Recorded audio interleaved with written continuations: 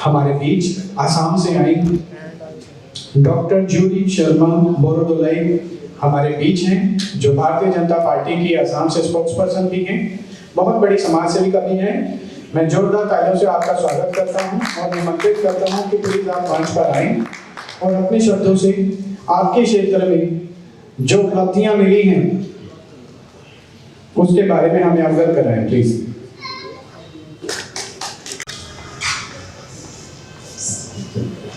सबसे पहले मेरी हिंदी भी ठीक नहीं है, जो भी मैं कहूँगी उसके लिए कुछ गलती हो जाए तो माफ़ कीजिएगा, क्योंकि मैं आसाम से हूँ। मेरे अति सम्मानीय, मेरे पूजनीय स्वामी जी, मेरे गुरु जी, और साथ में हमारे मंच पे विराजमान महामानव और मेरे सामने इस सम्मेलन में आए हुए भारत के विभिन्न क्षेत्र से, विभिन्न प्रांतों से आए हुए सज्जनों, माताओं, बहनों, मेरे भाइयों और मेरे बंधुओं, आज अभी जो आप लोगों ने एक अनुभव किया ऐसे एक सज्जन का, जो हमारे देश की सुरक्षा के लिए अपना बलिदान, तो मतलब अपने बहुत सारे त्याग उन्होंने किया है, साथ में आज भी उनके रिटायरमेंट के बाद भी जिस तरह से राष्ट्र निर्माण बोलूँगी, मैं समाज सेवा का नाम नहीं दूंगी, क्योंकि समाज की सेवा तो हम सभी करते हैं। एक छात्र भी समाज का सेवा ही करता है, क्योंकि ज्ञान का वो ज्ञान अर्जन करता है तो समाज के हित के लिए उनका भी प्रयोग होता है या प्रयोजन होता है। लेकिन राष्ट्र निर्माण करने के क्षेत्र में जिस तरह से हमारे सामने एक ऐसा व्यक्तित्व का प्रदर्शन हुआ, आज देखा, और गुंजन जी के इस जो नेशनल ह्यूमन वेलफेयर काउंसिल की तरफ से उनको सम्मानित किया गया, उसके लिए मैं गुंजन जी का और पूरे टीम का बहुत बहुत दिल से आभार व्यक्त करती हूँ। और साथ में गुंजन जी को मेरी तरफ से जन्मदिन के, हम लोग असामीज में उपोजा दिन बोलते हैं जन्मदिन को, उपोजा दिन और बहुत बहुत शुभेच्छा। हम लोग असम प्रांत से हैं, बहुत लोगों को असम प्रांत के बारे में ज़्यादा पता नहीं है। हमारी हिंदी, जो असम आए हैं उनको पता है, अब हमारी हिंदी बहुत ही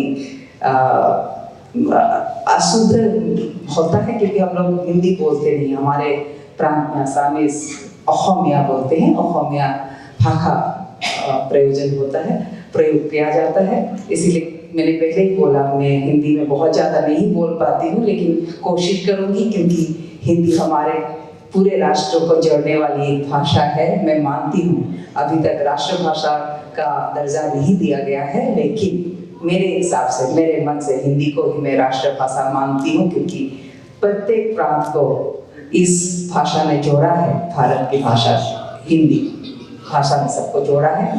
और मेरे सामने अभी हमारे जो मैं एक्टर उनको नहीं कहूँगी, वो हमारे सांस्कृतिक क्षेत्र के मैं उनको नैरेटर कहूँगी, क्योंकि he is trying to bring the cultural softness and cultural unity towards every Indian, towards every भारतीय।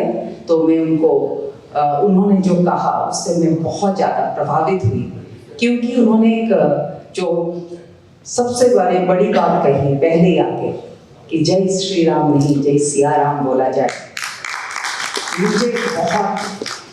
मुझे बहुत अच्छा लगा, मेरे दिल को छू गया। सबसे पहले मैं उस काबिल नहीं हूँ कि कुछ मैं कहूँ, किसी तरह से कोई सजेशन दूँ, लेकिन मेरी आग्रह रहेगी कि कभी भी मंच में मातृ जाति के बिना मंच स्वाभाविक नहीं होता, इसके ख्याल रखा जाए। क्योंकि मुझे नहीं लगता कोई भी यहाँ ऐसी माँ हो जो इस मंच में पधारने का या विराजमान करने का वो नहीं है, शक्ति या समर्थ नहीं रखती हो। मैं इस बात का आगे से ध्यान रखा जाए, ये मैं विनम्र आग्रह करूँगी, क्योंकि इसमें कोई मेरे से गलती हुई है तो माफ़ी मांगूंगी। क्योंकि एक कहावत जो पहले ही उन्होंने कहा है कि सियाराम बोला जाए, शक्ति के बिना आदि शक्ति के बिना ना तो ये सृजन का कभी बोला ही जाता है कि भगवान के बाद ही माँ है। भगवान हर जगह नहीं हो पाएगा, इसीलिए भगवान ने मातृ को बनाया है, माँ को सृजन किया है, और माँ के बिना हम इस धरती पे नहीं आ पाते। और इसीलिए मेरी आज इस मंच में मातृ जाति को, नारी शक्ति को मेरी दिल से वंदना, नमन और कोटि कोटि प्रणाम। मुझे मेरे बारे में कहने का सौभाग्य मिला। आज मैं एक साधारण माँ हूँ और एक माँ होने का जो सौभाग्य मुझे प्राप्त हुआ है वो भी एक धर्म राष्ट्र भारत में, और वो भी लाचित बोरफुकन की धरती असम की मैं एक माँ हूँ। और मैं माँ इसलिए बोलती हूँ क्योंकि हर एक बेटी एक माँ का ही उदाहरण या माँ का ही नज़ीर है। और माँ ये शब्द कोई संतान को जन्म देने के लिए नहीं है। एक माँ, जब माँ बोला जाता है तो हर एक उस राष्ट्र के प्रतिमा या गौरव को दर्शाया जाता है। मैं उस माँ को इस मंच में नमन करती हूँ। जैसे जीजाबाई जी थी, अहिल्या माता थी, उसी तरह से आज मैं आप लोग की सामने उन माताओं की सेवा करने का मुझे सौभाग्य मिला है। असम के गुवाहाटी क्षेत्र में मैं वुमेन वेलफेयर के लिए काम करती हूँ। और जब वुमेन वेलफेयर की बात आती है तो संतानों की सेवा हो ही जाती है। तो मैं एक आश्रम चलाने का प्रभु की कृपा रही है हम पे कि हम एक आश्रम चलाते हैं, और स्वामी जी की बहुत बहुत आशीर्वाद रही है हमारे ऊपर। उनकी आशीर्वाद और प्रभु के आशीर्वाद से और आप सबके शुभकामनाओं से ये एक प्रण हम लोगों ने लिया है कि औरतों की सम्मान हो। और वो संस्था जो हम चलाते हैं उसमें कोई भी बच्चा, कोई भी इस धरती का, इस राष्ट्र का बच्चा बिना माँ के ना रहे, इसकी हम लोग चेष्टा करते हैं, इसकी हम लोग कोशिश करते हैं।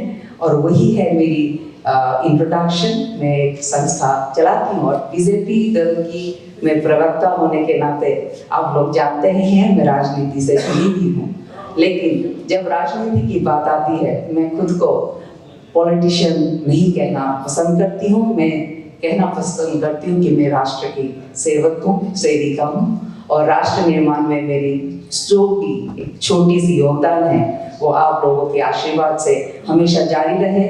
जब तक मैं इस धरती से प्रभु के दर्शन के लिए ना निकल जाऊं तब तक मेरी कोशिश रहेगी कि राष्ट्र निर्माण में मेरी योगदान करूं। और फिर से ज़्यादा वक्त ना लेते हुए, क्योंकि सबकी समय बहुत कीमती है और समय ही धन है।